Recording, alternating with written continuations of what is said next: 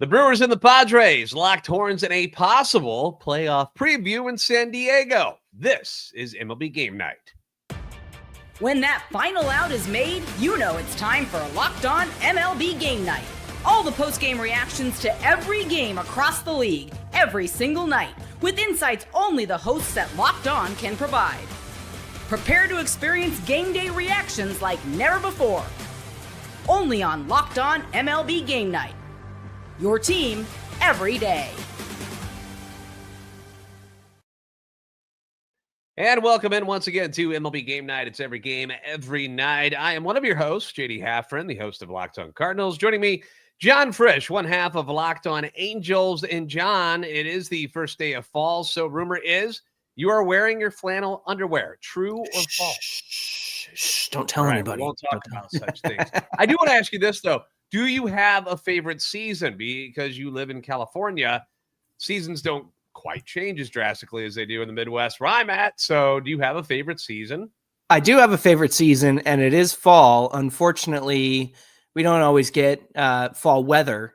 Usually in Southern California, we get heat until like December, and sometimes even that first week of December sucks. But when it does rain, it does feel good. So I'm looking forward to that for sure. All right. Well, we know that fall means the Fall Classic, baseball style. So we got a lot to get to today. The Giants continue to fight for their playoff lives against St. Louis. The Atlanta Braves, otherwise known as the hottest team in baseball, tries to keep things rolling at home against the Nationals.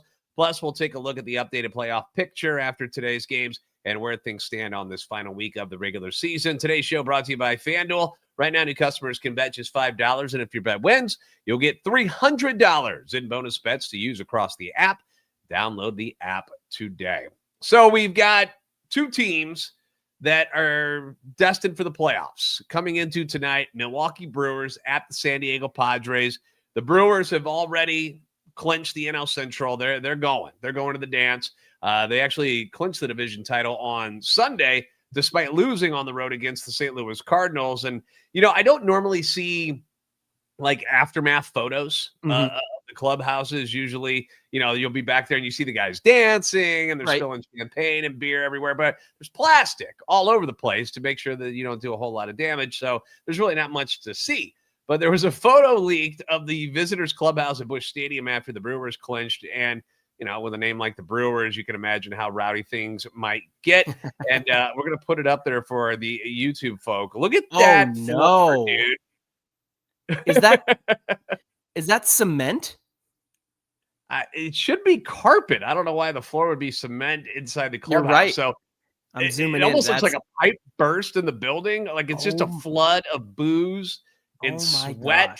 I'm glad somebody's doing some celebrating in that stadium this year because it's not the Cardinals, but a gruesome scene. So that's rest wild. in peace to the visitors clubhouse at Busch Stadium. Hey, they got the whole offseason to clean it up because they're not playing there anymore this year. But the Brewers, with a league-leading 95 wins, they head west to battle the Padres, who are three back in the NL West coming into tonight's game behind the Dodgers. But they're pretty snug in that number 2 NL wildcard spot.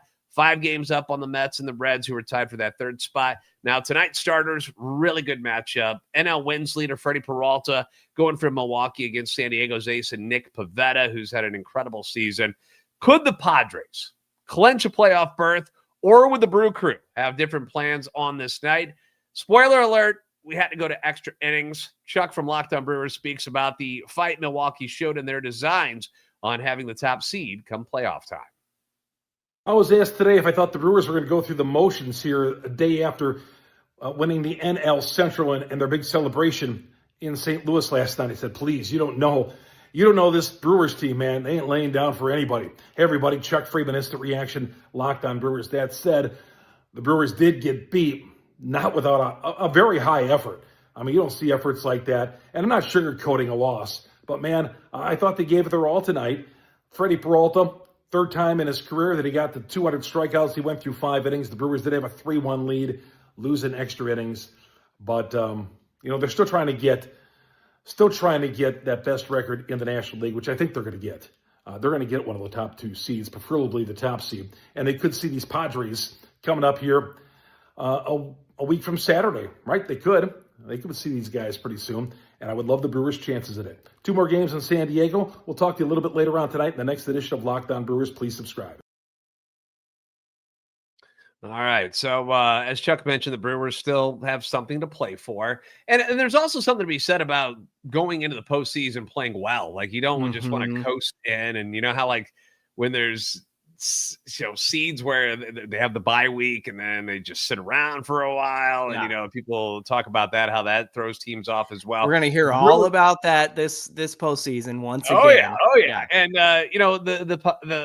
the Brewers, they don't want to lose games to any of these guys, specifically somebody that they might meet in the playoffs at some point. So San Diego could still theoretically win the NL West, depending on how they do for the remainder of the season. And if the Dodgers can keep it up, they're going to have the Diamondbacks and the Mariners. The Padres would have to perform well against the Brewers in the rest of the series and also face the Diamondbacks, who also have something to play for. They're sitting just outside that wild card spot as well. Both teams needed 7 pitchers in this one to get it done. Not the most ideal situation because they had to go to 11 innings. But as Chuck mentioned, Peralta did leave the game with the lead, but the Padres battled back and tied it at 3 on a Luis Arias single to drive in Jose Iglesias. It went to extras, tied at 3 when Sal Frelick drove in Bryce Terang on a fielder's choice. Kevin Sheets had one of his own to drive in Luis Arias and make it 4-4.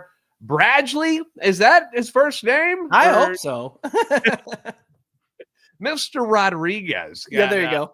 Curio to ground into the double play with the bases loaded to leave the top of the 11, tied at 4. And then you got a simple, it's the little things in games like this, and it's going to be little things like this during postseason time. And you need a bunt, and you need somebody to get that down to move somebody over, and that's what Jose Iglesias had to do in this one. He moved Johnson over to third base, and then it was Freddy Peralta who singles to win the game. So, an excited San Diego Padres crowd and team. Manager Mike Shildt takes him to the postseason again. Had some jokes from Cardinals fans because if you guys remember, Mike Shildt was the manager of the Cardinals. Very successful. They fired him anyway.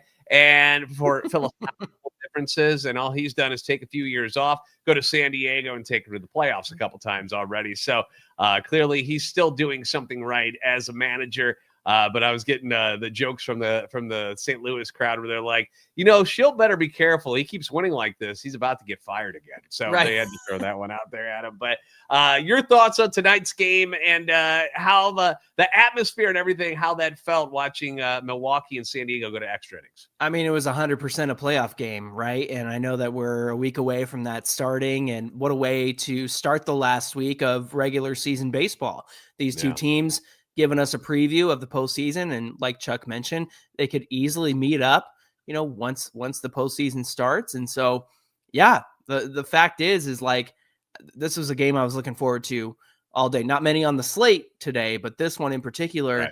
I just knew the atmosphere was going to be electric, especially in San Diego. Those fans show up and show out, man. And just Petco Park is going to be rocking through the postseason. I really hope the Padres can make a good run and maybe even get to the World Series this year.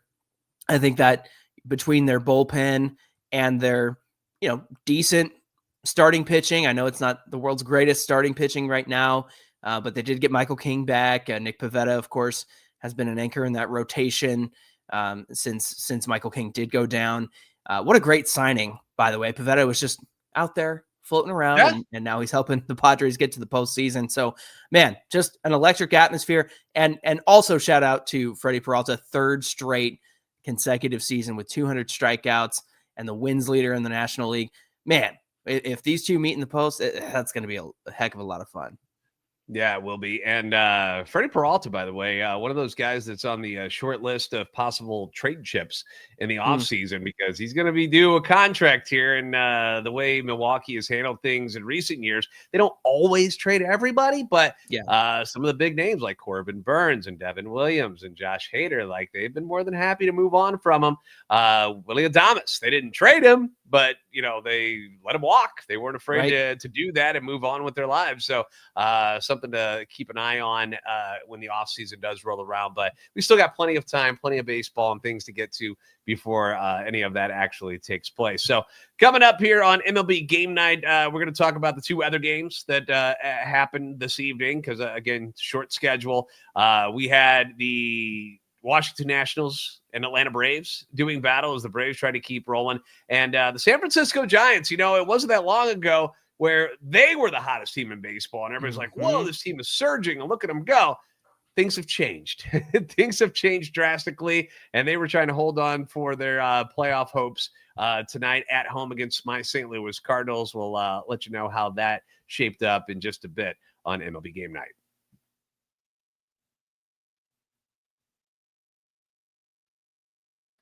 Today's show is being brought to you by Nutrafol. Now, you've probably seen, a million ads about hair growth products and thought, sure, that actually works. There are a lot of products out there, and it's really hard to know which ones that you can take seriously and are actually going to do anything for you. That's why I encourage you to give Nutrafol a closer look. The reason being is that they are the number one dermatologist recommended hair growth supplement brand.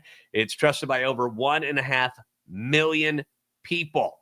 And it's not just hype about this product. This is a supplement that is clinically tested that targets the root causes of the thinning and the shedding, and it does it with a proactive approach. So whether you're at work, whether you're out with friends, or even just getting ready in the morning, Nutrafol is going to give you more confidence, a little more pep in your step for your daily routine. Just add it to what you're already doing in your day. Just take 4 pills with a meal. No prescription is needed. And you can feel good about knowing that Nutrafol is NSF certified and backed by a peer-reviewed study. See thicker, stronger hair with less shedding in just 3 to 6 months with Nutrafol. For a limited time, Nutrafol is offering Locked On MLB listeners $10 off your first month subscription and free shipping when you go to Nutrafol.com and enter the promo code Locked On MLB. That's Nutrafol.com, promo code Locked On MLB.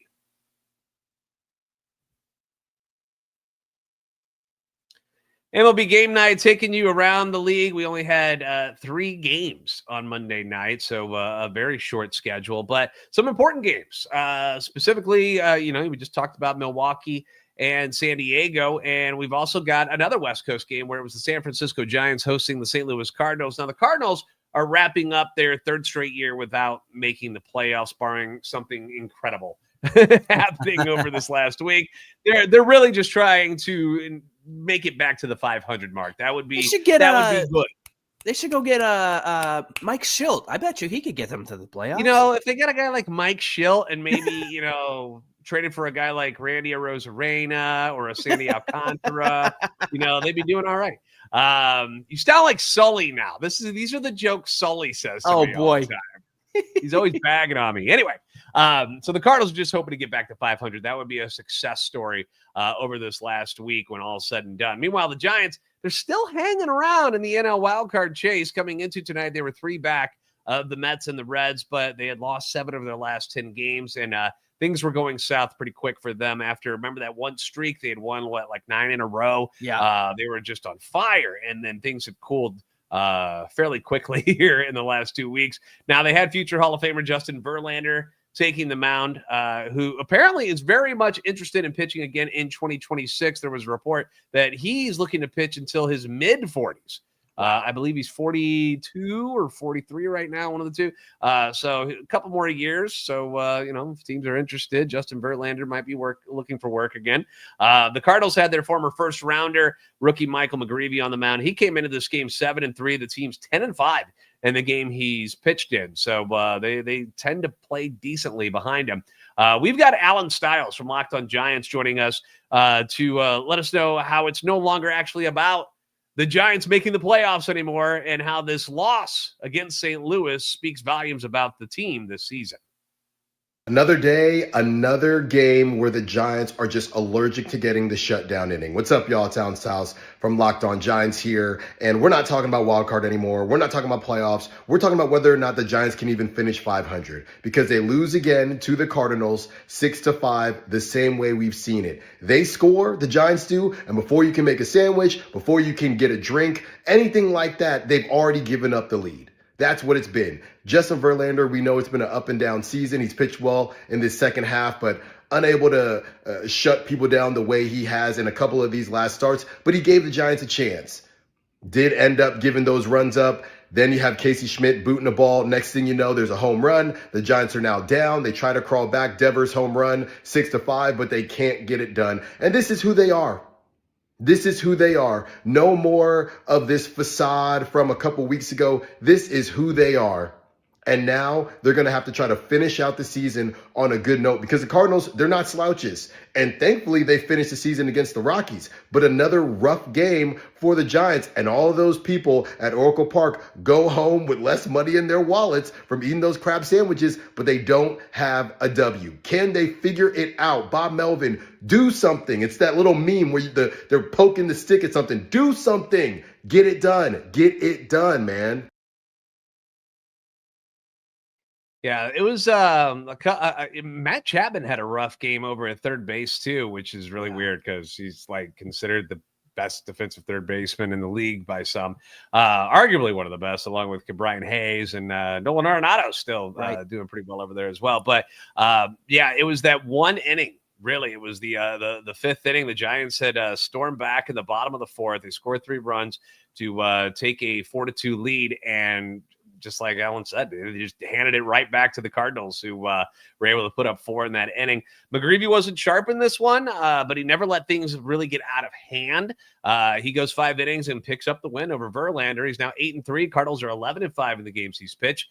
Ivan Herrera, one of the bats that the Cardinals are really hoping will blossom into something special in the next couple of years to be one of those middle-of-the-order guys. Hits his 18th home run. He's got 7 in the month of September now, so he's been good. Jose Fermin, 2 for 5 from the 8th spot with 2 doubles. Alec Burleson, 3 for 5 in this one. The guy known as Biscuits, which is a great nickname, by the way. John, I'm not sure if you're familiar with it, but he's now batting .294, which puts him in 3rd place in the NL batting title race at .294, which either says how bad things have been for the batting averages in the National League, or it says something good about Alec Burleson. So I'll let you decide on that one. But one thing that impressed me in this one, game-winning run scores on a Jordan Walker fielder's choice, where instead of striking out, he puts the ball in play, and it hasn't been easy for him this year. Like a lot of swing and miss out of Jordan Walker, but he's able to get it on the ground, puts it in play, and hustles out the ground ball and gets out of the box fast and beats the throw to first base. They're trying to turn 2, beats the throw to first base, avoids that double play, run scores, makes it 6-4 at that point. And obviously you needed the insurance run. Final score was 6-5. And something I was always told, you'll never embarrass yourself when you hustle. Bullpen was really good for the Cardinals, 4 shutout innings. The Giants are fading and are now tied with the Cardinals at 3.5 back in this wild card. So it's not looking good for either one of them, but there is one odd thing that could still happen, John. After playing in 73 games with the Red Sox, Devers has now played in 84 games with the Giants, giving him 157 total games. So he should be at 158 now after tonight's game. So if he plays in these final 5 games for the Giants, he'll become the first player to play in more than 162 games. That doesn't happen very often. More than 162 games in a season. I love that. Since Justin Morneau did it for the Twins back in 2008. So there's something to talk about. As for the Cardinals, they had sort of a goodbye moment to Nolan Arenado on Sunday. He was back in the lineup on Thursday. Rumors have that he's going to get traded again. They tried to do it this last offseason, didn't work out. So rumored spots that might be a good fit: Seattle, Detroit, and if Alex Bregman ends up opting out, maybe in Boston. If you had to pick one of those spots where Nolan Arenado might land, which one do you think fits him the best? Can I say Angels? Because that's such you can an say Angels move. if you think they'd be willing to take on the final 2 years of his deal. It's such an Angels move. I think that I could easily see them, they'd still owe him money, but I could see them releasing Rendon in the final year of his contract, taking on Arenado for the last 2 of his contract. So yeah, that feels like such an Angels move to me. It feels like such an Artie Moreno move. I don't mean to, inject my Angel fandom into this conversation, but we were talking about it last offseason, JD, honestly. And so I could definitely see that happen. All right, so we'll throw the Angels hat into the ring as possible fits for one Nolan Arenado. Now, we had one more game tonight where the hottest team in baseball, the Atlanta Braves, were at home taking on the Washington Nationals. We'll let you know how things turned out there. Plus, we will take a look at the updated playoff picture after tonight's game because you had a few of those possible playoff teams, and now you got two of them that were in action tonight. So we'll get to all of that coming up next on MLB Game Night.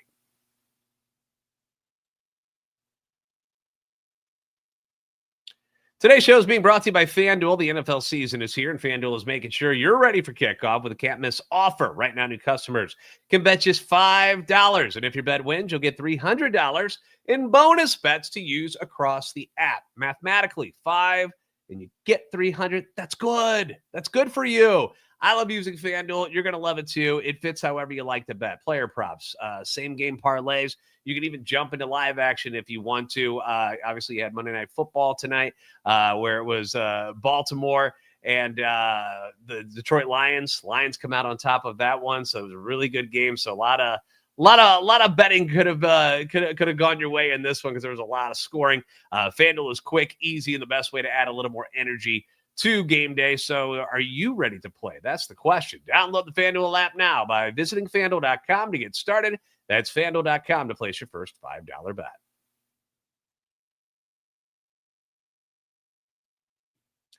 All right, Washington Nationals at the Atlanta Braves. If I asked you who was the hottest team in baseball, odds are you would probably mention one of the teams vying for a playoff spot. Maybe the Guardians, maybe the Blue Jays, but you would be wrong because right now it's the Atlanta Braves. That's right, the Braves who came into tonight's game at 73-83. 10 games under 500, have been on a tear recently, winning 8 games in a row behind a red-hot Matt Olson, whose big week last week knocked me out of the fantasy baseball playoffs. Oh, no. So appreciate that, you little jerk. Anyway, let's check in with Jake of Locked On Braves on how Atlanta is looking like the team they wished they'd had all season long.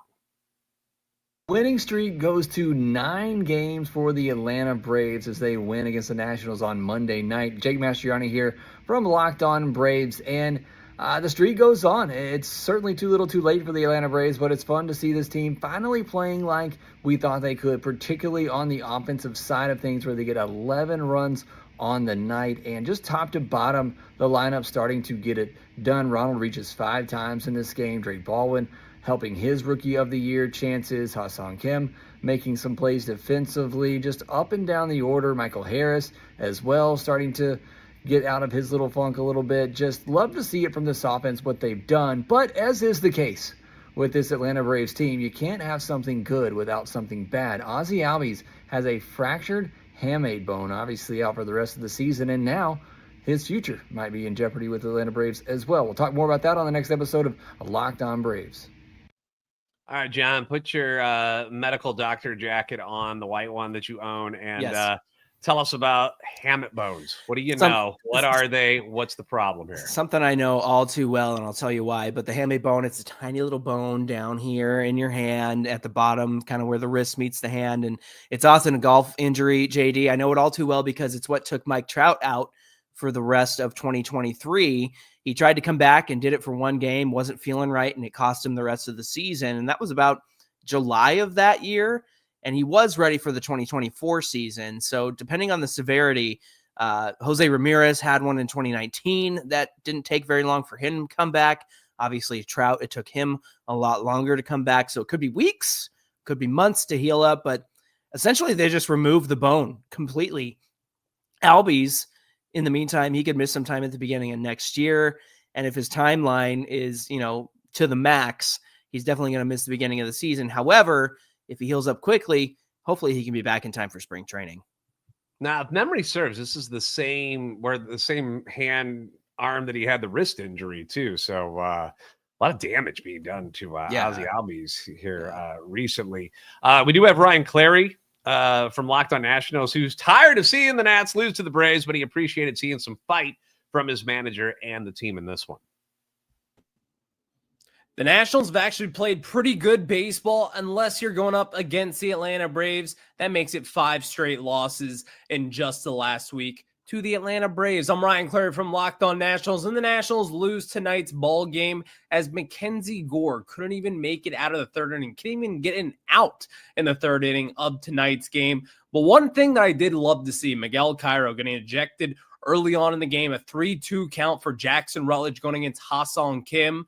There was a check swing there, did not go the Nationals' way. It should have been a called strike 3 regardless of the call. Miguel Cairo went out to battle against the first base umpire. And honestly, in September baseball, that is what I like to see. This Nationals team has lacked a lot of fight the past few seasons, so good to see that from Miguel Cairo. But also Dylan Cruz, his 10th home run of the season. He's continued a pretty hot stretch here in the month of September. So the Nationals did end up losing tonight's game. Although in the final week of the season, the vibes are good. The Nationals have played well. Let's go get one tomorrow. All right. Looking at the box score here, too. Good to see that Matt Olson was 0 for 6 with 4 strikeouts tonight. Why couldn't you do it last week, Matt? I thought we were cool. All right. The MLB playoff picture, it can get a little confusing, as in most sports, when it gets down to the final days with all of the different people, leapfrogging each other. So we'll try to clarify things a little bit for you guys here. As it stands right now in the National League, Brewers in the number 1 spot, followed by the Phillies, then the Dodgers. Wild card spots, you got the Cubs, then the Padres, and then the Mets and the Reds, currently tied at 80 and 76. In the American League, Blue Jays are in the number 1 seed, then it's the Mariners, and then the Tigers. Your wild card teams are the Yankees, the Red Sox, and then the Astros and Guardians are currently tied for that 3rd wild card spot. Now, the Tigers and Guardians, an interesting one because they're getting ready to play each other again, okay? Mm-hmm. The 3-game set starts on Tuesday.